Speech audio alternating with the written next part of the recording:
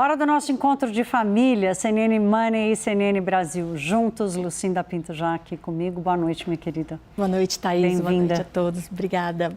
Vamos lá.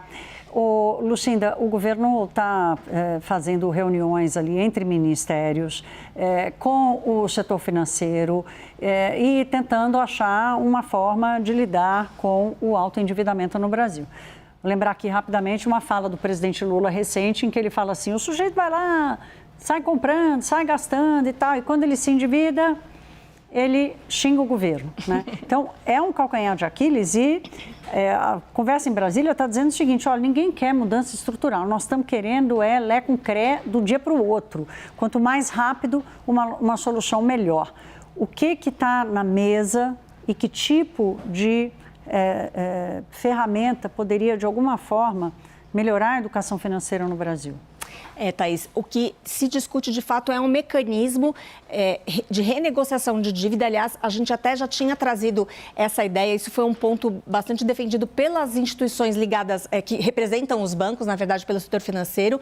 O mecanismo, desenrola, mas a ideia, como você disse, é que seja mais ágil. Então, em vez de criar um programa que centralize esse processo de renegociação, o que parece mais firme ali na mesa, a ideia de um estímulo para que os devedores negociem diretamente com seus bancos.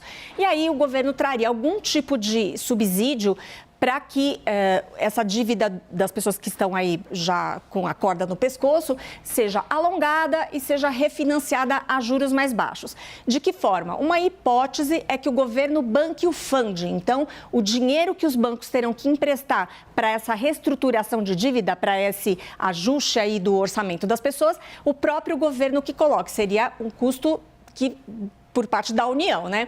Uma outra ideia é que os bancos ofereçam linhas mais baratas e mais longas com a garantia do Fundo Garantidor de Operações, que foi criado também lá em 2023, nesse processo aí de esforço aí de renegociação. Basicamente, são esses caminhos. A gente sabe que ontem houve muitas reuniões, não se chegou a nenhum acordo, muitas ideias são levantadas, algumas possíveis, outras ideias que se mostram completamente insustentáveis. Hoje as conversas continuaram. Os representantes das instituições financeiras, Febraban, Zeta, Abecs, a CREF, todos eles continuam lá em Brasília, conversando entre si, conversando com o governo, mas a gente não tem ainda uma definição, Thaís. Mas nas minhas conversas ninguém quis me dar detalhe, porque o diabo mora nele e é preciso fazer essa amarração. Agora, uma mudança que me chamaram a atenção aqui e que foi captada, inclusive, no discurso do presidente Lula, quando ele faz a comparação do crédito bom com o crédito ruim, né? Em que ele é como se ele estivesse abrindo mão de um discurso que o governo já adotou e a ala política do governo gostaria que fosse assim, que é de tabelar juros. Uhum. Então, há um entendimento, com muita gente que eu conversei, que o tabelamento de juros o presidente Lula não vai aceitar, né? Não vai acatar. Porque isso sim não pega quem ficou para trás e acaba secando o crédito para quem ainda não chegou no mercado. Então, nós vamos aguardar. Existe, a boa notícia aqui é que tem ali conversa do setor público com o setor privado, que em outras discussões essa porta ficou fechada. E só para fechar, Lucinda, uma informação aqui que eu cobrei, eu falei, por que o governo não zera o IOF sobre as operações de crédito? Uhum. Você se lembra, ano passado, que foi uma medida adotada para aumentar a arrecadação. Isso está na mesa, mas eu não sei se vai sair, não. Porque é um governo que precisa de muita arrecadação, né? Então, para fechar as contas, talvez ele não queira abrir mão desse tributo. Agora, de fato, toda vez que o governo pensou, cogitou fazer esse tipo de interferência, de travar a taxa de juros.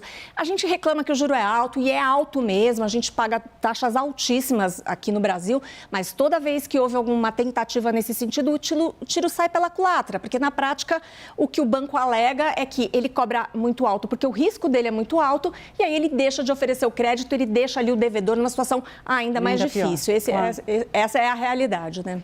Vamos falar de mercado financeiro, último dia do mês. Eu já trouxe aqui os dados do petróleo, quando a gente estava falando aqui da guerra, assustador, mais de 70% no trimestre, mais de 50% em apenas um mês. Agora, e aqui no Brasil? A gente está meio que navegando um pouco por fora da turbulência? A gente teve um resultado mensal na Bolsa negativo, a gente vai ver aqui na tela, mas quando a gente olha o cenário de tanta incerteza, de tanta confusão lá fora, a gente pode dizer que até foi uma alta moderada. Quem segurou as pontas da Bolsa, obviamente, foram as petroleiras, especialmente a Petrobras, que subiu no mês cerca de 25%. Mas a gente teve algumas quedas, Thaís, bastante relevantes também, quedas superiores a 15%. E, aliás, a gente tem até a CSN, que foi a pior ação do Ibovespa no mês, que caiu 24,82%.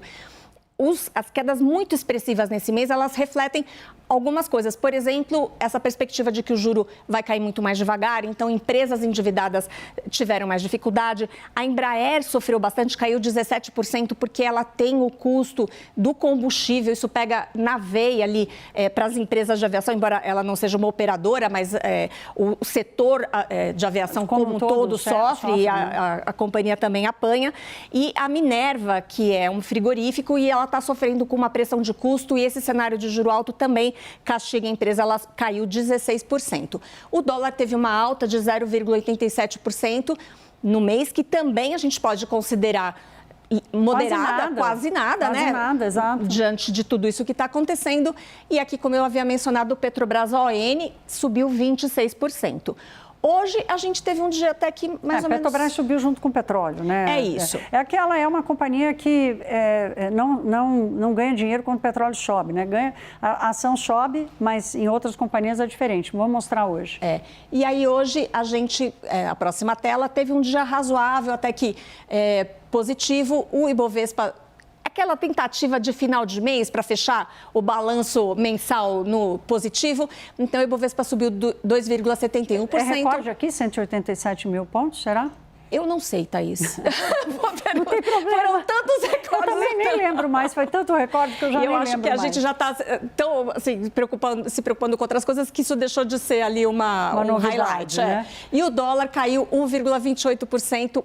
Para baixo de R$ 5,20. Então, quem aproveitou, a gente não sabe o que vai acontecer aí nos próximos dias, né? A partir de abril, a partir de amanhã é outro dia. Não é recorde o Rafael Serra salvando as duas aqui, que cobre economia, que não sabia se era recorde, mas a gente assume e está tudo certo.